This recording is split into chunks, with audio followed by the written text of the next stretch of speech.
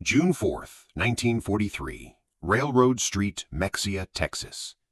The pencil trembled slightly as Unteroffizier Werner Burkhardt wrote in his hidden diary, recording words that would have earned him solitary confinement if discovered by his own officers.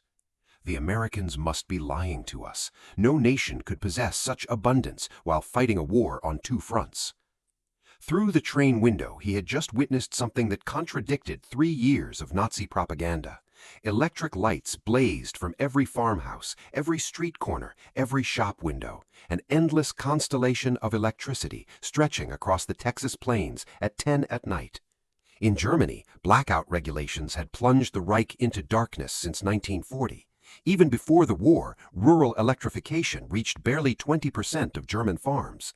Yet here, in what Nazi propaganda had described as a decadent, collapsed America, electricity flowed like water. 1,850 veterans of Erwin Rommel's Afrika Korps stepped down from the passenger train. Not cattle cars, not freight wagons, but cushioned Pullman coaches with dining services and sleeping berths. The entire population of Mexia had turned out to witness their arrival. What none of them knew was that this moment would trigger the most profound psychological transformation in modern POW history, a systematic demolition of Nazi ideology through the sheer display of American industrial capacity. The mathematics of Allied victory were being written not in battle plans, but in production statistics that would soon shatter every assumption these soldiers carried about their enemies, their homeland, and their cause. The collapse had begun on May 13, 1943, in Tunisia. General Jürgen von Arnim, Rommel's replacement, surrendered along with approximately 250,000 to 275,000 German and Italian soldiers. The numbers varied as scattered units continued surrendering over several days.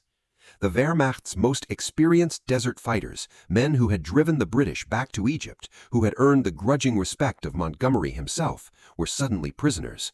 Among them was Headman Friedrich Rodke, holder of the Iron Cross First Class, veteran of the France campaign, wounded twice in North Africa. His diary, discovered decades later in the National Archives, would provide historians with the most detailed account of the psychological impact of American captivity on German soldiers. The journey from defeat to revelation began in the port of Oran, Algeria. As Rodke and 30,000 other POWs waited in makeshift camps for transport ships, American efficiency was already beginning to crack their preconceptions. The U.S. Army processed thousands of prisoners daily with an organizational precision that exceeded anything the Wehrmacht had achieved, even at the height of its power. Identity cards photographed and filed, medical examinations completed, inoculations administered, Geneva Convention rights influent German by American officers who had been trained specifically for this moment. But the first real shock came with the food. Obergefreiter Hans Müller, captured with the 21st Panzer Division, wrote to his mother 8 months later, "In the cage at Oran, while we waited for ships, the Americans fed us better than we had eaten in 6 months of desert warfare. White bread, real coffee, meat twice a day. We thought it was propaganda, that they were trying to impress us. We didn't realize this was their standard military ration."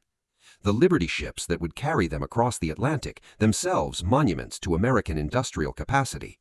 The SS Robert E. Peary had been built in 4 days, 15 hours, and 29 minutes at Kaiser Shipyards in Richmond, California, a fact that would have been dismissed as impossible propaganda if the Germans had known it. These vessels, produced at a rate of 3 per day at the peak of production, were returning from delivering supplies to the European theater. Rather than sail back empty, they carried human cargo, up to 30,000 POWs per month by summer 1943. The 2-week Atlantic crossing in July 1943 provided the second phase of psychological demolition. Feld Kurt Zimmermann of the 90th Light Division kept a detailed account that survived in letters to his family after repatriation. The ship's crew, he noted, disposed of more food waste each day than his entire company had received in weekly rations during the final months in Africa.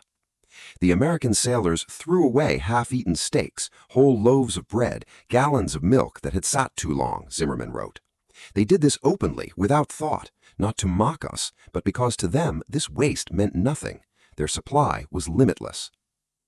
The ships themselves became floating classrooms in American power. POWs discovered that the vessel carrying them was one of 2,710 Liberty ships that would be built during the war, each one requiring 250,000 parts, assembled from components manufactured in 32 states. The engines, they learned from talkative American guards, were built in 3 separate factories, each producing 900 horsepower cylinders that were then assembled in ports that had barely existed 2 years earlier. Lieutenant Colonel Wilhelm von Steuborn, whose aristocratic Prussian family had served in every German war since Frederick the Great, would later write in his memoirs, "As our ship approached the American coast, I watched the radar antenna rotating above the bridge. This technology, which we believed only we and perhaps the British possessed in limited quantities, was standard equipment on a cargo vessel.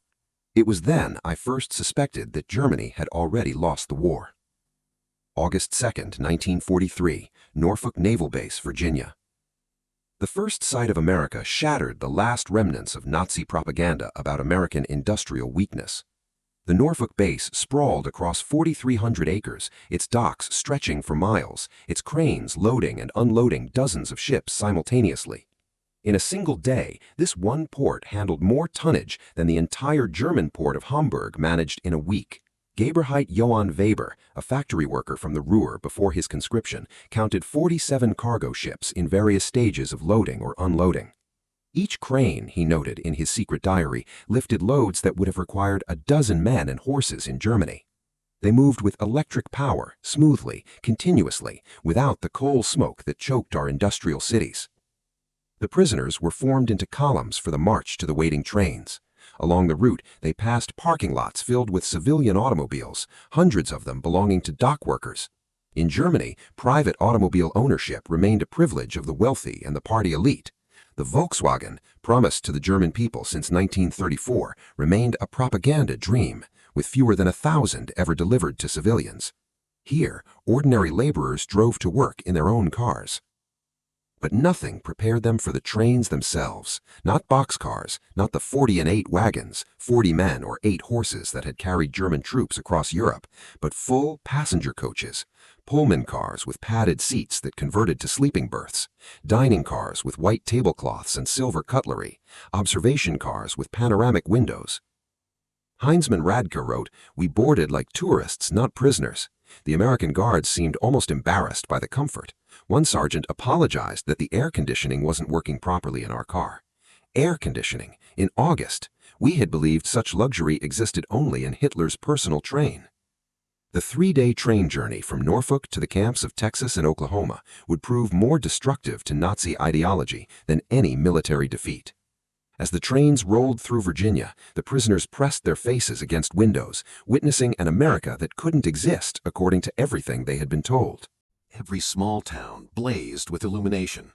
Martinsville, Danville, Greensboro, communities that in Germany would have been lucky to have a single electric street lamp, displayed illuminated shop windows, electric signs, houses with lights burning in multiple rooms.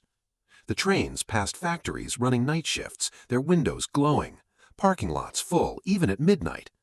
Obergeweihter Mayer, whose father was a Nazi party block leader in Hamburg, wrote in a letter discovered in 1987, "We passed through dozens of cities that first night. Everyone had more electricity than all of Hamburg. The guards told us this was normal, that every American town had electricity since the 1920s. I called him a liar. He just shrugged and said we would see." In Roanoke, Virginia, the trains stopped for water and coal. The prisoners watched as American railway workers performed in 30 minutes what would have taken 2 hours in Germany. Automated coal loaders, electric water pumps, mechanized lubrication systems. Every aspect of the operation demonstrated technological superiority. More disturbing still was the casual wealth of the workers themselves. They wore leather boots that would have cost a German laborer 2 months' wages. They drank Coca-Cola from glass bottles and threw the empties into bins without thought. They smoked cigarettes continuously, stubbing them out half-finished. Feldwebel Heinrich, an electrical engineer from Siemens before the war, calculated that the single railway yard they stopped in used more electricity in 1 hour than his entire district in Berlin used in a day. "The waste was magnificent," he wrote. "They left lights burning in empty buildings. Electric fans ran in vacant rooms. It was the carelessness of infinite resource." As the trains crossed into Tennessee and Kentucky, the prisoners encountered American industrial power in full display. Through the windows, they watched endless factories, each one larger than anything most had seen in Germany. The Alcoa aluminum plant in Tennessee stretched for 3 miles along the river, its electric furnaces consuming 175,000 kilowatts of power, more than the entire city of Munich. Near Louisville, the train slowed as they passed the Rubbertown complex, where synthetic rubber plants had sprung from empty fields in just 18 months. 4 massive facilities, each employing thousands of workers, producing 800,000 tons of synthetic rubber annually. Germany, despite inventing the process, had never managed more than 120,000 tons in its best year. Oberleutnant Erich Hoffmann, a chemist from IG Farben, understood the implications immediately. In a post-war interview, he recalled, "I knew those plants. I could see the distillation columns, the catalytic crackers. Each facility was more advanced than anything we had built, and there were 4 of them just in this one location. They told us there were dozens more across the country." The trains passed Ford's Willow Run plant outside Detroit, visible from miles away. This single factory, built in just 9 months, produced a B-24 Liberator bomber every 63 minutes. At peak production, 42,000 workers assembled bombers from 1,550,000 parts manufactured by 1,500 subcontractors. The plant consumed 2.5 million square feet of floor space and used more electricity than the entire city of Cologne. Houtman Verli, a Luftwaffe pilot shot down over Tunisia, pressed his face against the window as they passed. He counted 17 B-24s in various stages of completion visible from the train. We had been told American planes were inferior, hastily built, would fall apart in combat, but I could see the precision of the assembly lines, the quality of the construction. These were not inferior aircraft, they were simply built faster than we could imagine possible. The deeper the trains penetrated into America, the more complete became the destruction of Nazi mythology. In St. Louis, they crossed the Mississippi River on the Eads Bridge, while below them barges carried more grain than the entire German harvest of 1942. The prisoners could see grain elevators stretching along both banks, each one holding enough wheat to feed a German city for months. Unteroffizier Karl Schmidt, a farmer's son from Bavaria, wrote in his diary, "The Americans transport food as we transport ammunition, in endless quantities without concern for loss. I watched them loading a single barge with enough wheat to feed my entire village for 5 years. The crane operator was eating a sandwich with meat thicker than our weekly ration." In Kansas City, the train stopped at a massive stockyard where tens of thousands of cattle waited for slaughter. The smell of meatpacking plants filled the air for miles. German POWs who had subsisted on 200 grams of meat per week in Africa when lucky, watched American workers eating beef sandwiches during their lunch break. "They ate meat like we ate bread," Gefeiter Paul Fischer wrote. "No, that's wrong. They ate meat like we wished we could eat bread. The guard bought us hamburgers from a stand near the station. Meat, cheese, vegetables on white bread for 15 cents. He bought 20 of them without thinking, paid with a single dollar bill. This was not special. This was their normal food." The arrival at the camps themselves provided the next level of cognitive demolition. Camp Hearn, Texas, built in just 4 months, housed between 3,000 and 4,800 prisoners in conditions that exceeded what most had known as civilians. Wooden barracks with electric lights, flush toilets, hot showers, and steam heat. Each building constructed with more lumber than entire German villages possessed. The camp hospital astounded the medical personnel among the prisoners. Oberst, Lieutenant Colonel Dr. Friedrich Bauer, chief surgeon of the 164th Light Division, found himself in a facility better equipped than most German civilian hospitals. X-ray machines, surgical equipment, pharmaceutical supplies that had been unavailable in Germany since 1941, all standard provision for enemy prisoners. They had penicillin, Dr. Bauer would later testify, this miracle drug that we had only heard rumors about. They used it freely, even on minor infections. German soldiers were dying for want of basic sulfur drugs, and the Americans were giving us their most advanced medicine without hesitation. The camp kitchen became another classroom in American prosperity. Prisoners assigned to cooking duties discovered walk-in refrigerators, electric mixers, automated dishwashers, and gas ranges that could prepare meals for 5,000 men.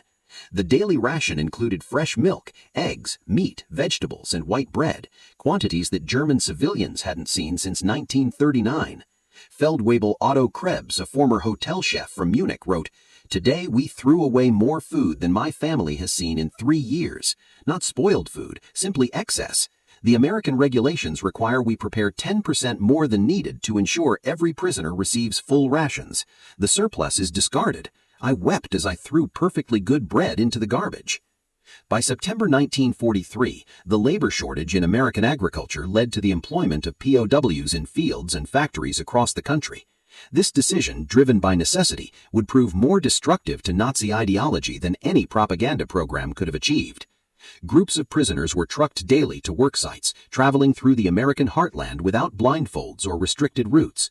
They saw everything: the endless fields of corn and wheat, the factories running 3 shifts, the shops full of goods, the parking lots full of cars, the houses with refrigerators and radios.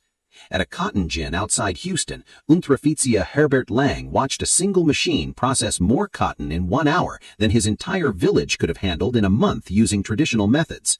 The gin was powered by electricity from the Colorado River Authority, part of a rural electrification program that had brought power to 90% of Texas farms by 1943. The farmer who owned the gin was nobody special, Lang recorded. Not aristocracy, not a party member, just a farmer. Yet he had electricity, running water, a truck, a car, and a tractor. His workers, including the Negroes, ate lunch from boxes containing more food than German workers received in a week, and this was normal. Every farm we passed was the same. In Nebraska, prisoners worked in sugar beet fields, witnessing agricultural mechanization that defied comprehension. A single combine harvester, they learned, could do the work of 100 men. The fields stretched to the horizon, each one larger than entire German counties. The farmers spoke casually of yields that would have been fantasy in Germany, 60 bushels of wheat per acre compared to Germany's 30 on the best land. Gefreiter Wilhelm Hoffmann, working on a farm outside Scottsbluff, wrote, "The farmer's son, a boy of 16, drove a tractor worth more than everything my father had earned in his lifetime." When I mentioned this, the boy laughed and said it wasn't even a particularly good tractor. His father was waiting for a new model from John Deere that would be even better. The most devastating revelations came to those prisoners who worked near or in American factories. While Geneva Convention rules prohibited direct war production work, PSWs could work in industries that freed American workers for military production. This technicality allowed thousands of German prisoners to witness American industrial capacity firsthand. At a Campbell soup factory in New Jersey, prisoners watched production lines that processed more tomatoes in a single day than most German factories handled in a month. The facility operated with a skeleton crew of women and elderly men, as most young workers were in the military, yet production exceeded peacetime levels. Stabsfeldwebel Ernst Wagner, who had worked in a German food processing plant before the war, documented the experience. Everything was automated: electric conveyor belts, automatic filling machines, steam cookers that processed hundreds of cans simultaneously. One elderly woman monitored controls that managed what would have required 50 workers in Germany. She did this while listening to the radio and drinking coffee. Near Detroit, prisoners unloading coal at a power plant gained glimpses of the automotive industry's conversion to war production. The River Rouge complex, visible across the water, employed 100,000 workers, producing jeeps, aircraft engines, and tanks. The plant consumed 1.5 million kilowatts of electricity daily, more than the entire city of Hamburg. "We could see the parking lots," wrote Oberreifreiter Franz Kellner. "Thousands of cars belonging to workers." Workers! In Germany, even our officers rarely owned cars. Here, factory workers drove to work. The guard told us many workers owned 2 cars, one for work, one for family use. We thought he was mocking us. By winter 1943, the cumulative impact of these observations was producing what American intelligence officers called ideological collapse syndrome among the prisoners. The Special Projects Division, the secret re-education program run by the Provost Marshal General's office, documented increasing numbers of prisoners requesting access to American newspapers, books, and educational materials. Major Paul Noland, a member of the monitoring team, reported in December 1943, "The prisoners no longer argue when shown production statistics. They have seen too much. The most fanatical Nazis have become quiet. They still maintain loyalty to Germany, but no longer speak of victory. Many openly question what they were told about America." The camp newspapers produced by prisoners themselves gradually shifted from defiant nationalism to discussions of democracy, economic systems, and post-war reconstruction. The editors, carefully selected anti-Nazi prisoners, found their audience increasingly receptive. Lieutenant Hermann Goetz, captured with the 10th Panzer Division, wrote in a letter that passed American censors, "We were told America was a mongrel nation, weak, divided, controlled by Jews, incapable of military prowess. Every day I am here, I see the opposite. This is the most organized, unified, and powerful nation on earth. We were told fairy tales by criminals." The most devastating blow to Nazi ideology came from an unexpected source: the treatment of Italian prisoners after Italy's surrender in September 1943. Italian POWs who agreed to cooperate were formed into Italian service units, given better quarters, increased pay, and more freedom. German prisoners watched their former allies working alongside Americans, eating in American restaurants, some even dating American women. Hauptmann Friedrich Schultz wrote in a letter that passed American censors, "We were told the Italians betrayed us, yet they are treated better than we treated them as allies. They work freely, earn money, send packages home. The Americans show them no hatred. This democracy we were taught to despise appears more honorable than our own system." Christmas 1943 provided the most profound psychological impact. American organizations, churches, and civic groups sent 500,000 Christmas packages to German POWs, enemies who had been trying to kill American soldiers months earlier. Each package contained cigarettes, candy, toiletries, and games. Local communities invited prisoners to Christmas dinners, though regulations prevented most from accepting. At Camp Hearn, Texas, the local Methodist church choir performed Christmas carols in German for the prisoners. Women from Hearn sent in homemade cookies and cakes. The Boy Scouts delivered handmade Christmas cards. This kindness toward enemies shattered the final remnants of Nazi racial theory. Hauptmann Dr. Wilhelm von Braun, a physicist conscripted from the Kaiser Wilhelm Institute, wrote, "They know we are our enemies. Many have sons and husbands fighting against our armies, yet they show us Christian charity, not propaganda, but genuine kindness. What kind of people treat enemies this way? Only those absolutely certain of victory and secure in their power." The Christmas feast itself defied comprehension. Turkey, ham, mashed potatoes, gravy, vegetables, pies, ice cream, quantities of food that Germany hadn't seen since before the First World War. The prisoners ate until they were sick, unable to comprehend such resources being lavished on enemies. "We ate like kings," wrote Feldwebel Hansa. "Better than German generals eat, better than party leaders, and this was not special. The guards told us this was a normal American Christmas dinner, that every American family was eating the same meal. If they can feed prisoners this way, what must their own soldiers eat?" By early 1944, over 40,000 German prisoners were enrolled in educational programs. They studied English, American history, mathematics, and sciences. The University of Chicago provided correspondence courses. Stanford University sent professors to lecture on democracy and economics. The thirst for knowledge was insatiable. Prisoners who had been told Americans were cultureless barbarians discovered libraries with millions of books, universities that welcomed all social classes, scientific research that led the world. They read American newspapers freely, comparing multiple viewpoints, something impossible in Nazi Germany. Hauptmann Dr. Wilhelm von Braun, a physicist conscripted from the Kaiser Wilhelm Institute, attended lectures on atomic physics at Camp Shelby. He later wrote, "American professors, including Jewish refugees from Germany, taught us without hatred. They spoke of science as universal, belonging to all humanity. They were years ahead of German research, and they shared knowledge with enemies. This generosity of spirit was incomprehensible to minds shaped by Nazi ideology." The camp theaters showed American films, not propaganda, but regular Hollywood productions. Prisoners watched Gone with the Wind, seeing a depiction of American defeat and recovery that resonated with their own situation. They saw The Grapes of Wrath, amazed that Americans would show such self-criticism to enemies. "They hide nothing," wrote Lieutenant Joseph Kramer. "They show their problems, their failures, their conflicts. Yet this honesty makes them stronger, not weaker. In Germany, such criticism would mean death. Here, it is considered patriotic." Spring 1944 brought expanded prisoner labor programs as American production reached its peak. German POWs worked in canneries, mills, and fabrication plants, witnessing the full might of American industrial capacity. The numbers told a story that no propaganda could counter. At the Higgins Boat Factory in New Orleans, prisoners unloaded steel that would become landing craft for D-Day. They watched as workers assembled 700 boats per month, each requiring 20,000 parts. The factory employed 20,000 workers, including thousands of women who operated cranes, welded hulls, and managed production lines.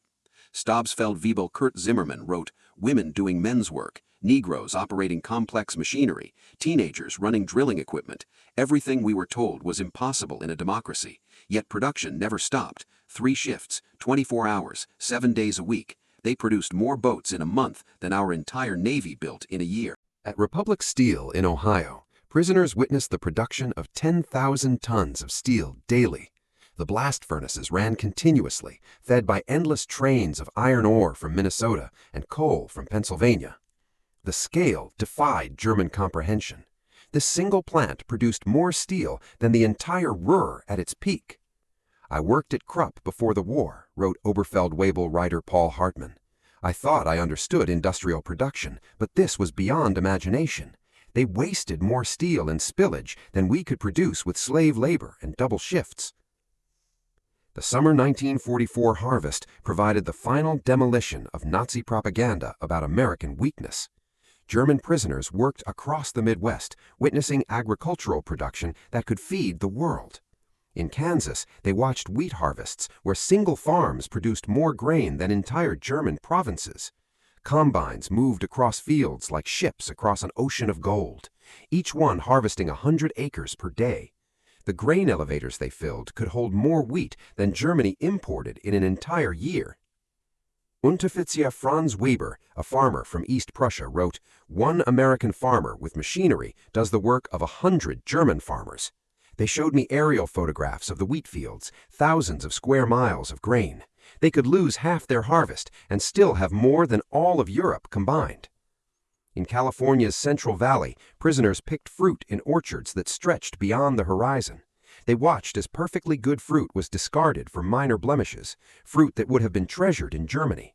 Entire crops were sometimes plowed under to maintain prices, a concept that caused psychological breakdown among prisoners from hunger-ravaged Germany. "They destroyed food to keep prices stable," wrote Gerrit Otto Schultz. "Mountains of oranges bulldozed into pits because they had too many. We begged to be allowed to send them to Germany, to our families. The guards were sympathetic, but explained it was impossible. The waste was strategic proof of unlimited resources." June 6, 1944. When news of the Normandy invasion reached the camps, German prisoners experienced their final ideological collapse. The scale of the operation, 6,000 ships, 11,000 aircraft, 150,000 men in the first wave, demonstrated American organizational capacity beyond Nazi Germany's wildest dreams. Prisoners at Camp Shelby watched newsreels of the invasion within days. They saw the endless streams of ships, the artificial harbors, the supply system that delivered 15,000 tons daily across open beaches. They watched their homeland being crushed by the very nation they had been told was weak to fight. Hauptmann Otto Schultz wrote, "We knew then that everything was lost, not just the war, but the entire Nazi project. We had challenged the world's greatest industrial power with fairy tales and racial mythology. We sent horses against their trucks, rifles against their automatic weapons, courage against their unlimited resources." Throughout their captivity, German prisoners experienced something that challenged Nazi ideology more than any material wealth: American humanity. Despite propaganda depicting Americans as weak and sentimental, POWs discovered a people secure enough in their strength to show mercy. When Gerrit Hans Miller's son died in the Hamburg bombing, the American camp commander personally delivered the Red Cross message and offered condolences. When Lieutenant Paul Fisher's wife wrote that she was struggling to feed their children, American church groups sent food packages to her in Germany, enemy civilians in a nation America was actively bombing. "They separated the German people from the Nazi regime," wrote Hauptmann Otto. "They said they were fighting Hitler, not Germans. This distinction, which seemed like propaganda, proved genuine. They prepared us to rebuild Germany after the war, not to destroy it." The medical treatment particularly affected prisoners. German doctors worked alongside American medical staff, learning new techniques, using advanced equipment. Prisoners received operations that would have been available only to the elite in Germany. Mental health treatment, virtually unknown in the Wehrmacht, was provided to traumatized soldiers. Dr. Friedrich Bauer wrote, "They treated attempted suicides with counseling, not punishment.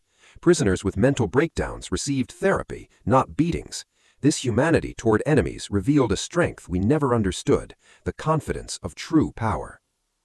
By March 1945, the secret reeducation program had produced remarkable results.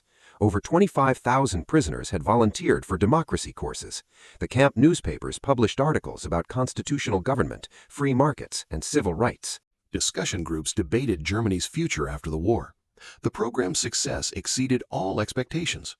Prisoners who had arrived as fanatical Nazis were writing essays about democratic reconstruction.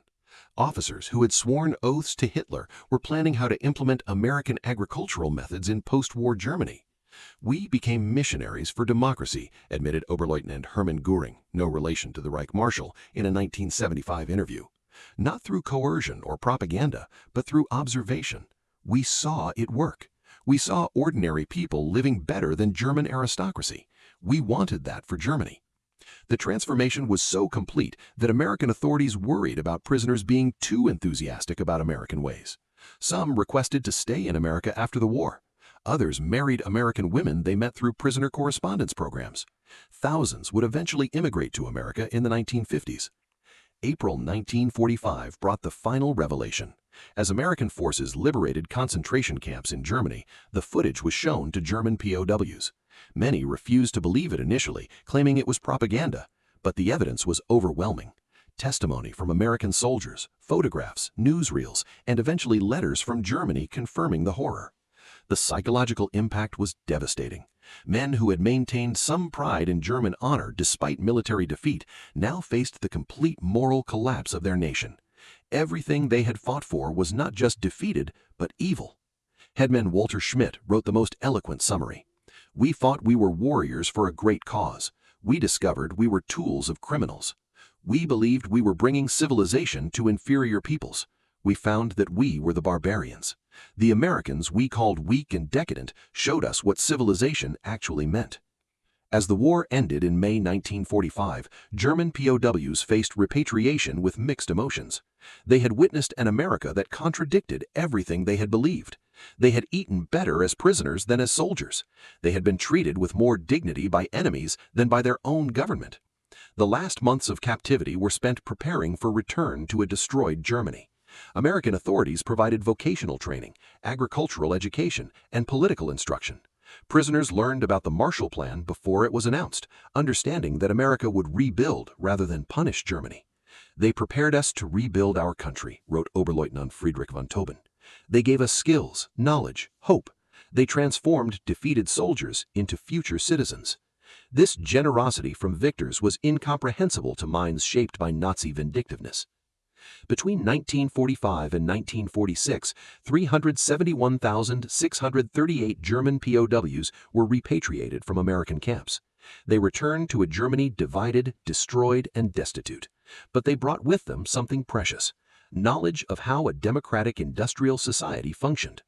The German POWs who experienced American prosperity became unwitting agents of transformation in post-war Germany. They had seen industrial efficiency, agricultural productivity, and democratic prosperity. They knew reconstruction was possible because they had witnessed a society that had achieved it. Many former POWs rose to prominence in West Germany's reconstruction. Hans Kroll, prisoner at Camp Shelby, became West German ambassador to the United States. Walter Hallstein, who taught classes at Camp Co., became president of the European Commission. Rüdiger von Vahr, held at Camp Herne, served as German permanent representative to the United Nations.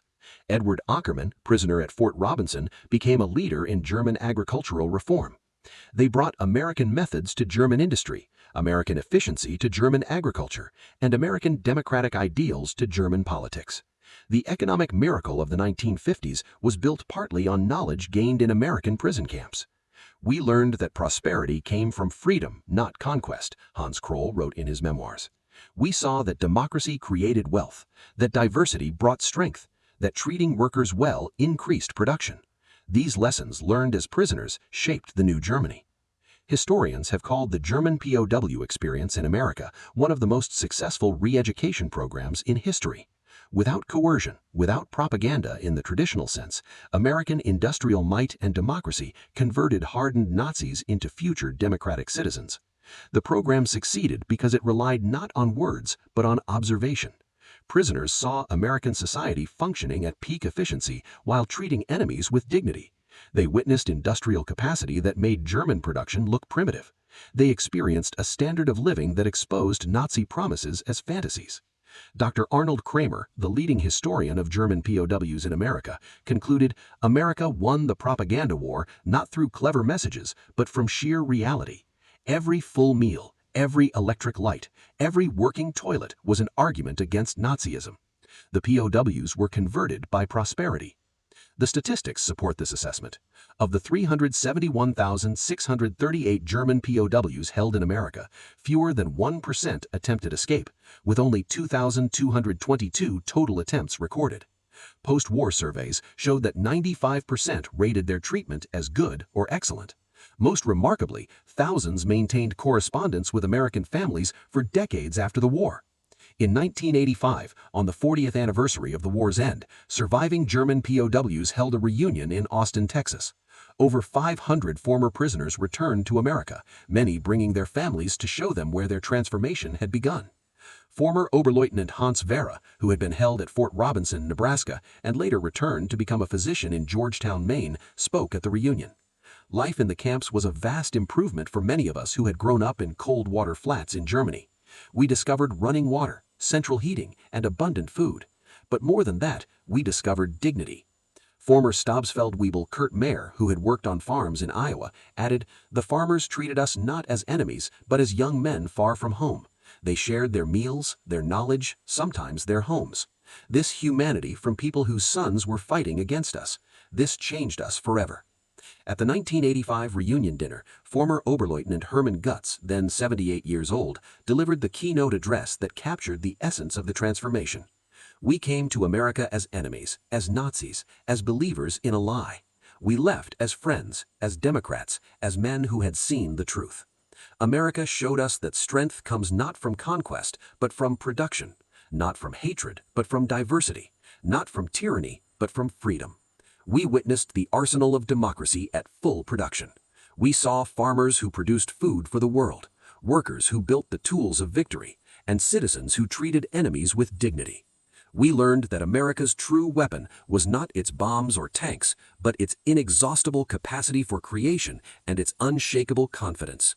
We returned to Germany with a mission to build a society that could create rather than destroy, that could prosper through peace rather than war.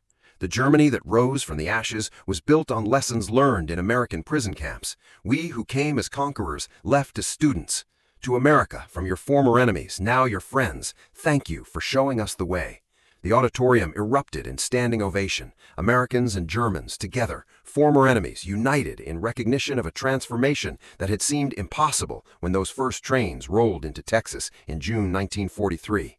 The magnitude of the German POW experience in America can be measured in stark statistics that revealed both the scale of the operation and its remarkable success.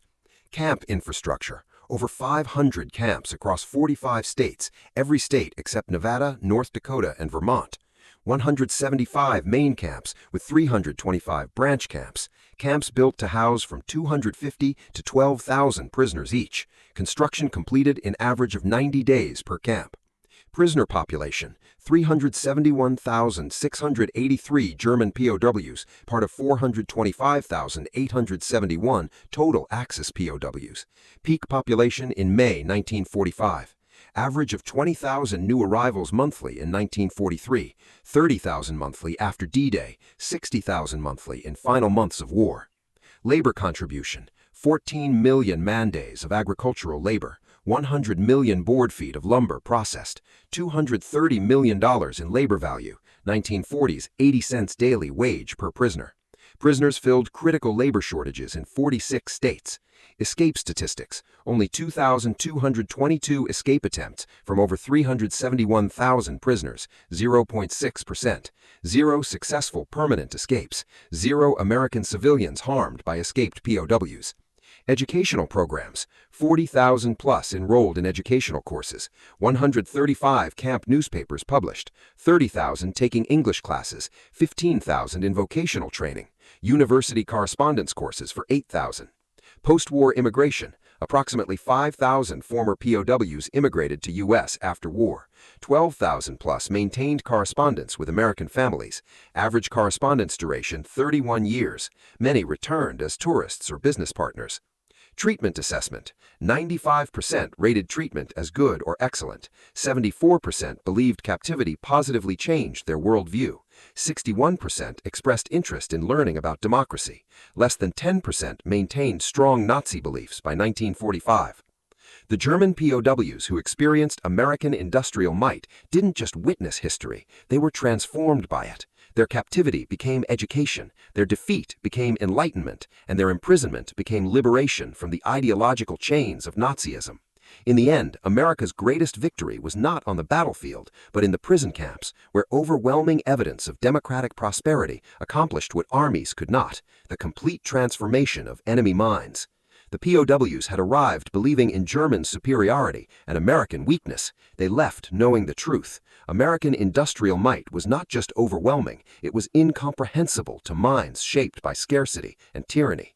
The trains that had brought them into captivity in 1943 carried warriors of the Third Reich. The ships that returned them to Germany in 1946 carried architects of democracy. They had seen the future, and it worked. Their story stands as testament to a profound truth. The most powerful weapon in America's arsenal was not military might, but the simple, overwhelming evidence of a free society's capacity to create abundance. The German POWs were stunned by American industrial might, but more importantly, they were changed by it, and in that change lay the foundation for a better world.